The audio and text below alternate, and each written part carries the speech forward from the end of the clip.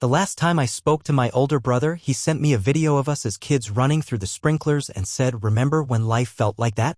I laughed, but I didn't reply, and a month later I got a call that made that clip feel like a goodbye letter. The message came at 6:42 p.m. on a Friday. It was just a video. No words. A grainy clip from our childhood. I recognized it right away. Danny and I were running barefoot through the sprinklers in our backyard in Florence, Alabama. Probably late June. The way the sunlight looked in the trees. We were maybe 6 and 9. I was the little one, chasing after him like always. He kept turning back and laughing, that wild kind of laugh that sticks in your brain years after the sound is gone. At the end of the video, he'd added one line of text. "Remember when life felt like that?" I watched it once, smiled a little, then closed my phone and forgot about it. Didn't reply, didn't even think to. That was the last thing he ever sent me. Danny and I weren't close anymore. We used to be. As kids, we were inseparable. Shared a room, shared friends, shared secrets.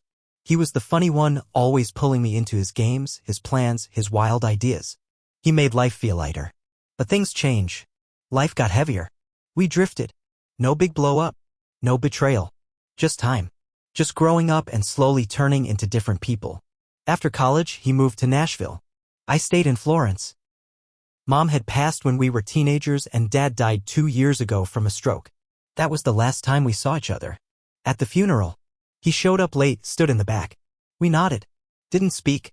I didn't even know if he was still living in Nashville. Then that video came. A month later, the phone rang.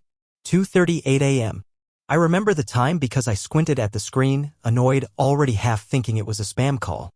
But it was Danny's number. When I answered, it wasn't his voice. Is this Eli?" The voice was shaky. A woman's. "Yeah," I said, heart racing now. "Who is this?"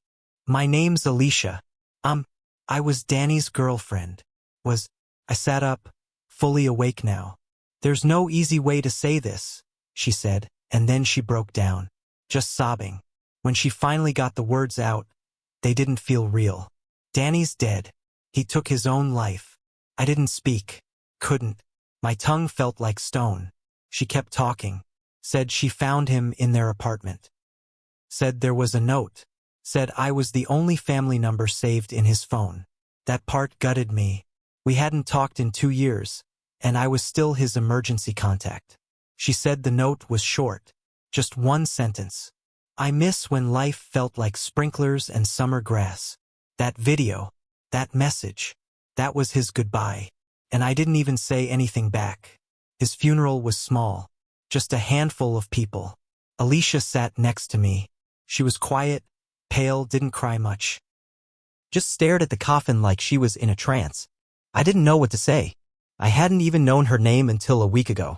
After the service, she turned to me and said something I didn't expect. "He was scared of someone." "What?" "Danny, he was worried. He didn't say much, but he kept talking about someone from work. Said he felt watched. That they were pressuring him. That he messed something up and couldn't fix it. That caught me off guard." Danny worked at some real estate company in Nashville. I didn't know much beyond that. Just that he was good with people, good at talking, always knew how to get someone to trust him. I thought maybe it was just grief talking. Or paranoia. But the way she said it stuck with me. He didn't just get sad, Eli. He got scared. And then he got quiet. I went back home after the funeral, but something in me wouldn't rest. I kept thinking about that video. That message. That one damn sentence. And Alicia's words. So I drove to Nashville. I didn't tell anyone. I just got in the car and drove the 3 hours in silence. I still had his address from the funeral info. His apartment was clean, too clean. Like she'd already packed up most of it. But I found a drawer in his desk that hadn't been touched. Inside were 3 things. A spiral notebook. An old USB drive. And a folded piece of paper with a name on it. Travis Kerr. That's when I knew this wasn't over. This wasn't just grief. This was something else. I didn't know who Travis Kerr was, but Danny clearly wanted me to. I started with the USB, plugged it into my laptop at a cheap motel off I-65. The files were simple, mostly scanned documents, PDFs, and some audio recordings.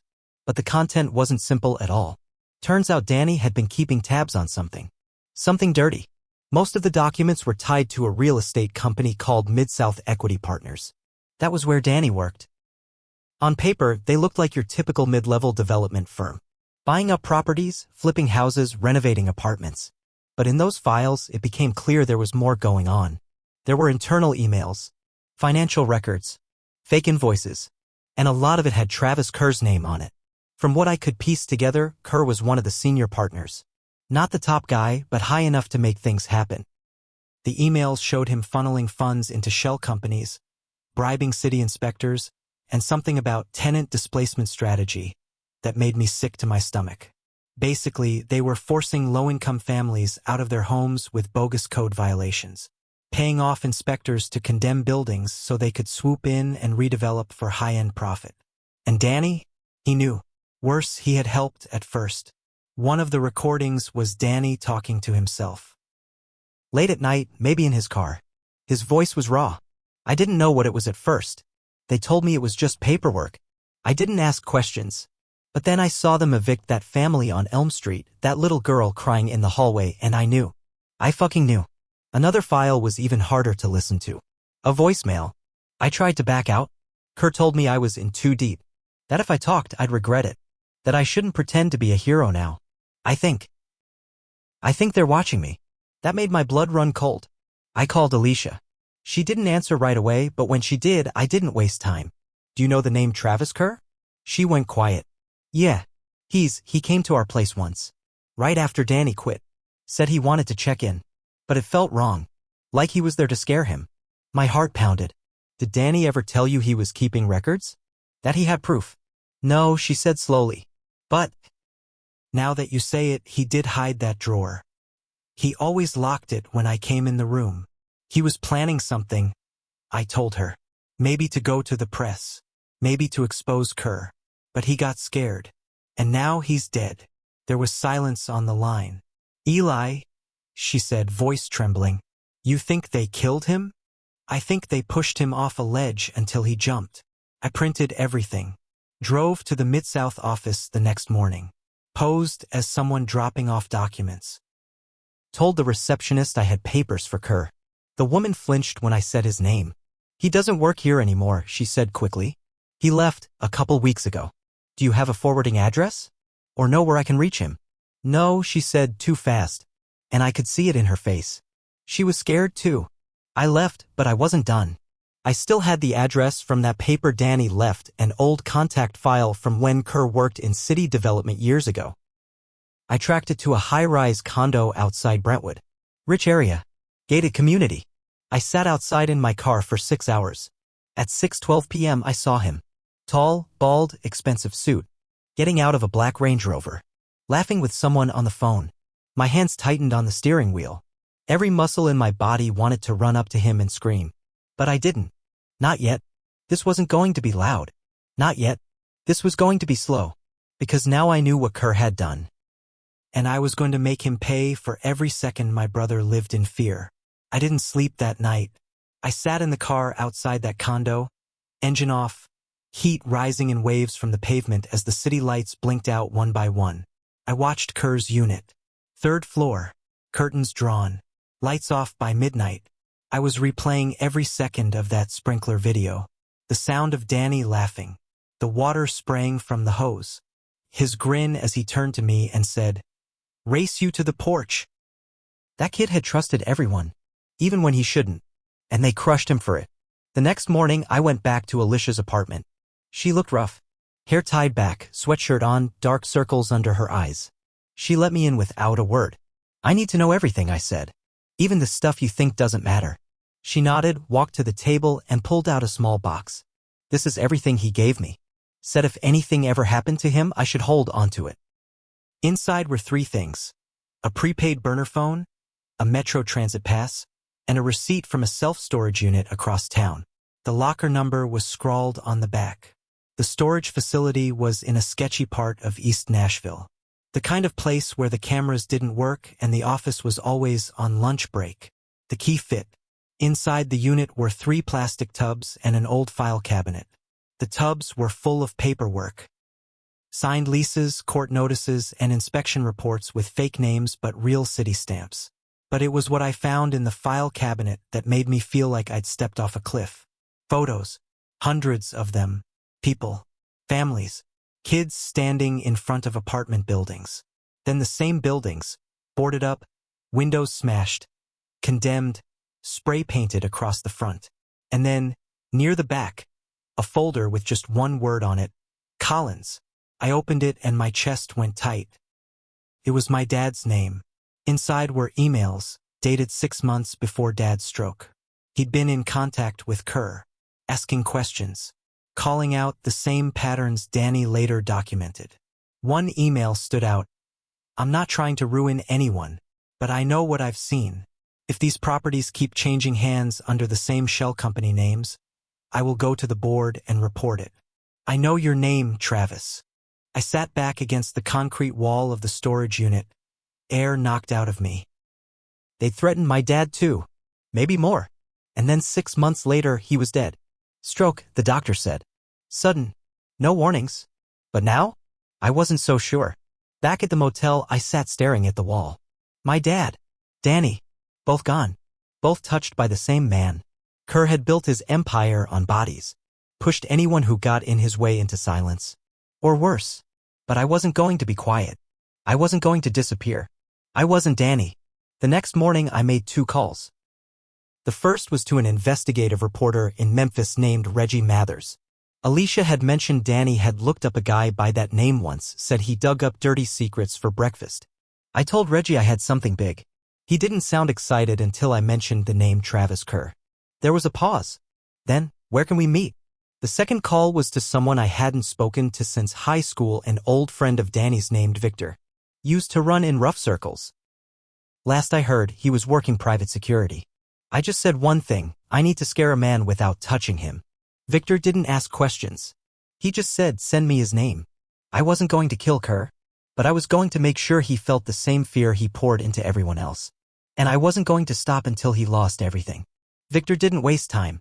He met me in a diner off Nolensville Pike, old ball cap pulled low, hands stained with grease like he'd been fixing an engine.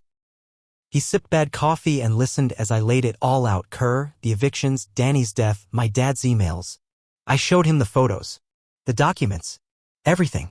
When I was done, he leaned back and nodded once. You don't want this guy dead, he said. You want him ruined. Exactly. He smiled, but it wasn't friendly. That I can do. Reggie, the reporter, was more skeptical. We met in a parking garage downtown, like something out of a cheap movie. But once I handed over a flash drive with everything, files, photos, audio recordings, his eyes lit up. This is big, he said. You understand what this means? I nodded. I don't want money. I don't want credit. I just want the truth out there. His face, his name. All of it. He didn't promise anything. But 2 weeks later, the headline dropped. Nashville developer tied to evictions, fraud, and 2 mysterious deaths. Kerr's face was plastered all over the news. They aired clips from the recordings, showed photos of the families he forced out. Reggie had tracked down some of the tenants. One woman wept on camera, saying she lost everything because of a tall white man in a Range Rover. People started talking. Lawsuits followed. And Victor? He worked behind the scenes. It started with small things. Kerr's personal info got leaked online. Addresses, phone numbers, even his real estate license number. Then his email was hacked. Old messages exposed. Bribes, threats, private deals. His wife left him a week later. His business partner dropped him 3 days after that. And then came the fire. No one was hurt. Just a luxury SUV, torched in the driveway of his condo. No fingerprints. No suspects. Just a message spray painted across his garage. Someone always watches the watchers. Victor never admitted it. He didn't have to. I thought I'd feel better. But I didn't. Because none of this brought Danny back. And I kept thinking about that video. About how I never replied. How he reached out and I stayed silent. Even if Kerr pushed him to the edge. I could have been the voice that pulled him back. And I wasn't. I visited his grave last month. Brought a laptop. Sat cross-legged in the grass, played the sprinkler video again. Watched us run. Watched us laugh. I remember I said voice cracking. I remember all of it. And I left something beside the stone. A USB drive. Labeled, your story. Kerr lost everything. He's under investigation, bankrupt, and living in some motel outside Chattanooga under a fake name. He's not in prison. Not yet. But he walks with eyes over his shoulder now. And that's something. As for me, I've started talking to people again. Reaching out. Not just disappearing into work or silence. I missed my chance with Danny. But I won't miss the next one. Not ever again.